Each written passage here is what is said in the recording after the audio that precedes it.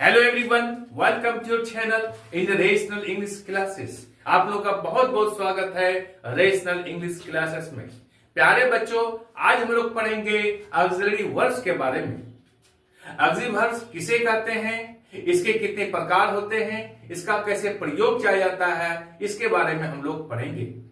Auxiliary verbs को हम लोग सपोर्टिंग वर्ब या फिर हेल्पिंग वर्ब भी कहते हैं। जो वर्ब मेन वर्ब के साथ मिलकर के mood, voice, tense, negative, interrogative बनाने में सहायता करता है, उसे हम लोग हेल्पिंग वर्ब्स कहते हैं या ऑक्सिलरी वर्ब्स कहते हैं। ऑक्सिलरी वर्ब्स को हम लोग फाइनाइट्स या स्पेशल फाइनाइट्स भी कहते हैं, क्योंकि यह कभी स्वतंत्र रूप से मेन वर्ब का काम करता है और कभी यह हेल्पिंग वर्ब का काम करता है। इसलिए हम लोग इसको फाइनाइट्स या स्पेशल फाइनाइट्स भी कहते हैं। ऑक्सिलरी वर्ब दो प्रकार के हैं। चलो हम लोग शुरू करते हैं।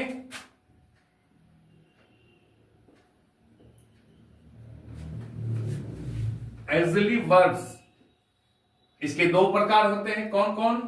प्राइमरी ऑक्सिलरीज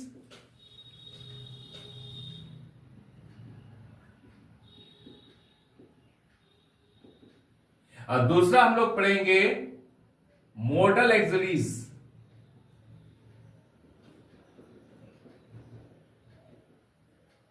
मॉडल ऑक्सिलरीज को हम लोग यहां मॉडल वर्ब्स भी कह सकते हैं या फिर मॉडल्स भी कहते हैं। एक वर्ड आता है MODEL, कुछ बच्चे इसमें कंफ्यूज कर जाते हैं। मॉडल कभी नहीं होगा।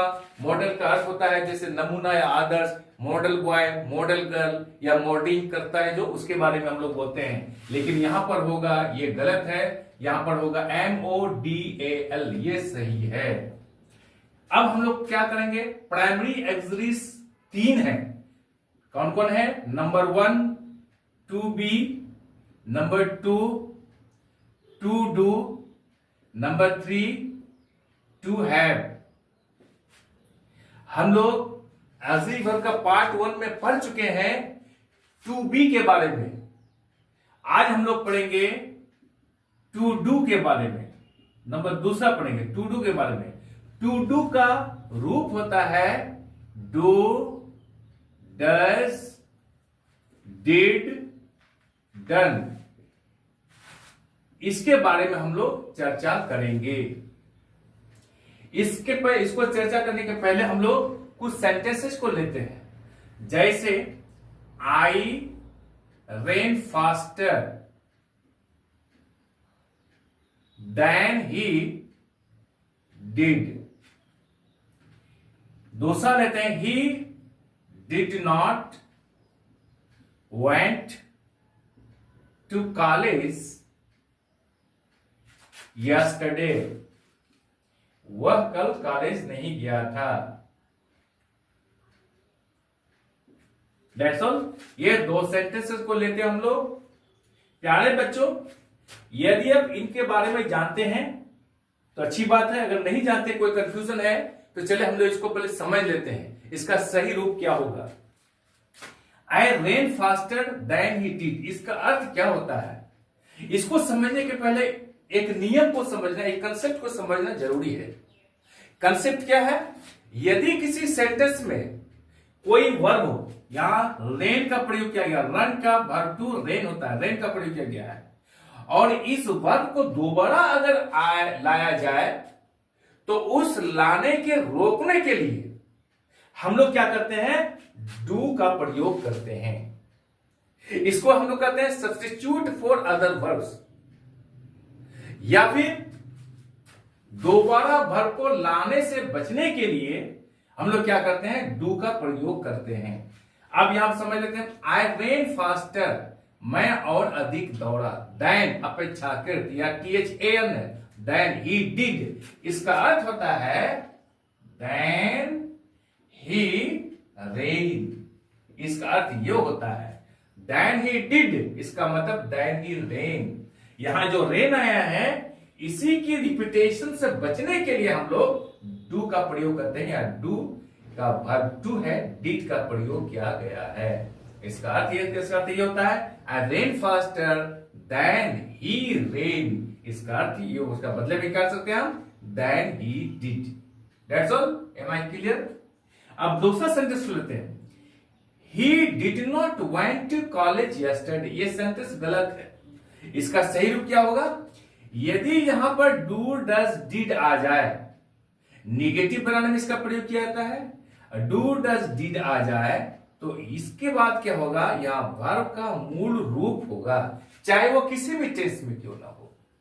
जैसे, तो इसका सही रूप क्या होगा, he did not go to college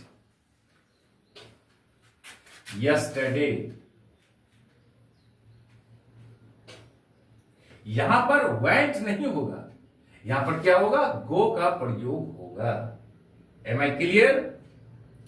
अब हम लोग एक एक बारी बारी करके एक एक कंसेप्ट को हम लोग समझते हैं।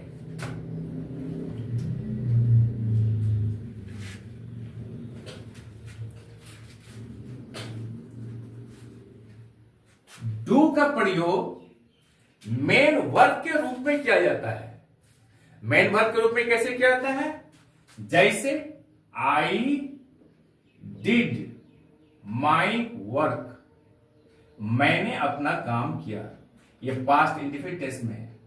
अब हम लोग कैसे समझेंगे कि डू का प्रयोग मेन वर्ब में कैसे किया जाता है और हेल्पिंग वर्ब के रूप में कैसे किया जाता है। तो मैंने पहले ही बता दिया था कि जब डू डज डिड या फिर is are am was were जितने भी एक्सिलरी वर्ब्स हैं, कभी कभी ये स्वतंत्र रूप से मेन वर्ब का काम करता है और कभी यह हेल्पिंग वर्ब का काम करता है। जब सेंटेंस में एक ही वर्ब हो तो समझ लें कि वो मेन वर्ब है या फुल वर्ब है। जैसे आई डिड माई वर्क, मैं अपना काम किया, यहां एक ही वर्ब डिड है यहां पर, इसलिए ये क्या हो गया, ये मेन वर्ब कहलाएगा, या फिर हम लोग फुल वर्ब भी कह सकते हैं। और जब यही डू डज डिड किसी दूसरे वर्ब के साथ मिलकर के सेंटेंस के निर्माण में सहायता करता है तो उसे हम लोग हेल्पिंग वर्ब कहते हैं। जैसे I do not do my work, इसको बढ़िया से समझ लीजिए। ये डू यहां पर क्या है, हेल्पिंग वर्ब है।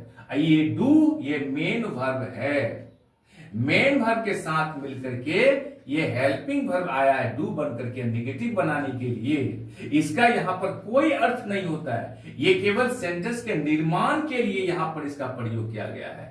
इसका अर्थ होता है डू मने करना, यहां पर कोई अर्थ नहीं होता है। ये एज वर्ब के रूप में आया है सेंटेंस के निर्माण के लिए, अर्थात नेगेटिव सेंटेंस बनाने में डू का प्रयोग किया गया है। इसका अर्थ था I do not do my work, मैं अपना काम नहीं करता हूं।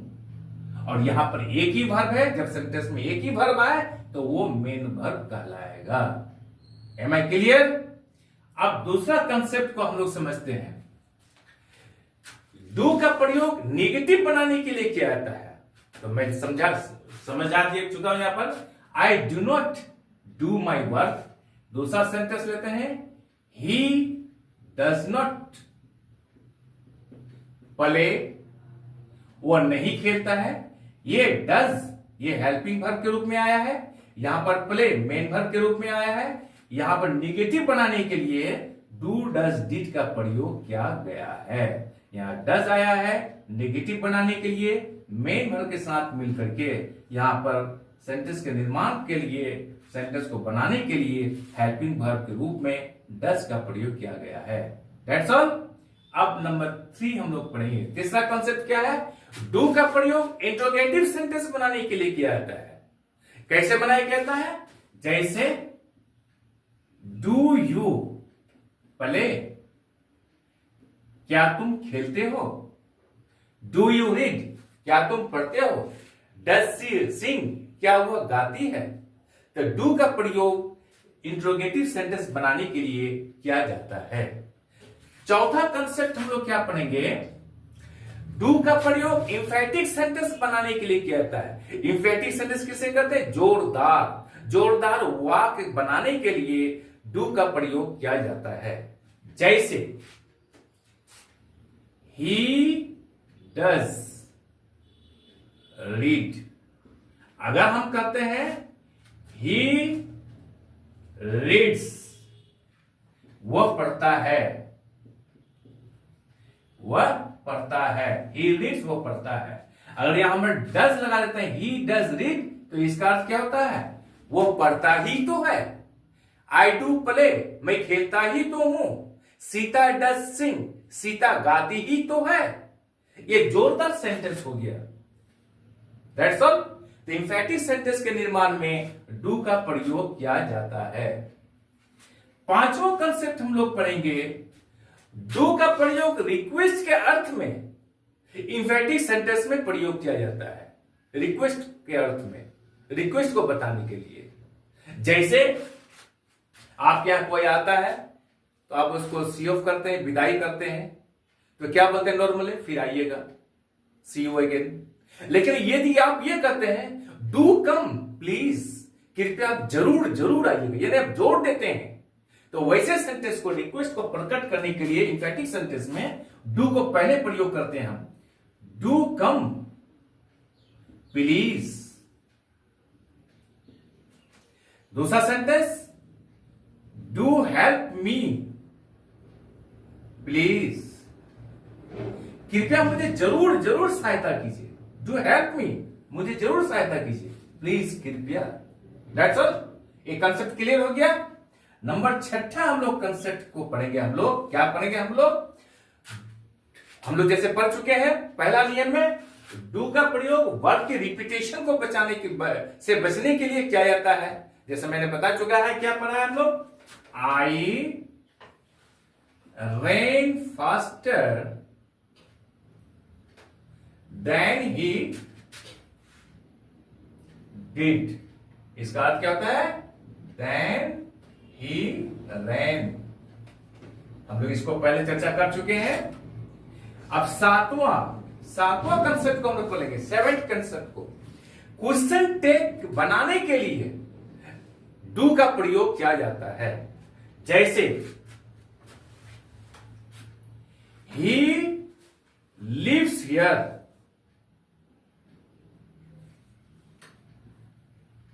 doesn't he?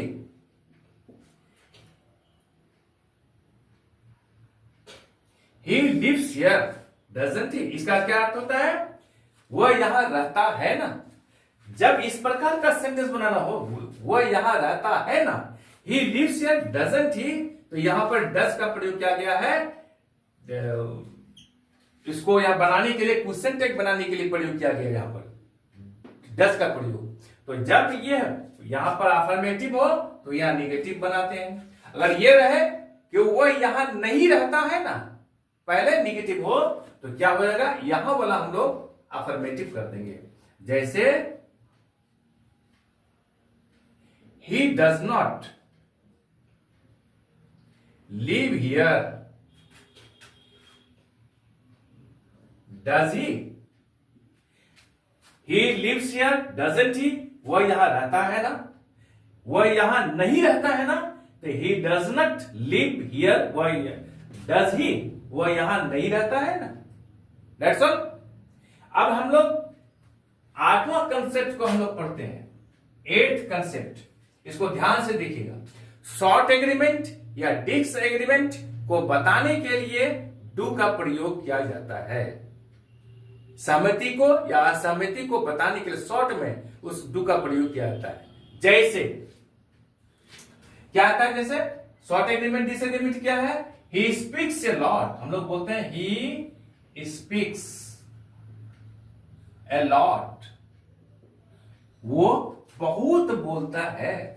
तो हम लोग क्या कहते हैं, एग्रीमेंट अगर है, yes he does, yes he does. यहां पर ही स्पीक्स ए लॉट, वो बहुत बोलता है, तो short agreement, yes he does, हाँ, ये डज का अर्थ क्या होता है, हाँ वो बोलता है। Am I clear? आज हम लोग यहीं तक रखते हैं। आई एम श्योर कि वीडियो आपको अच्छी लगी होगी। आप चैनल को लाइक और सब्सक्राइब कर दें और बगल वाला बेल आइकन को दबा दें, जिससे कि हर आने वाले वीडियोस का नोटिफिकेशन आपको मिलता रहे। आप लोग पढ़ते रहे, खुश रहे, आगे बढ़ते रहे। बाय।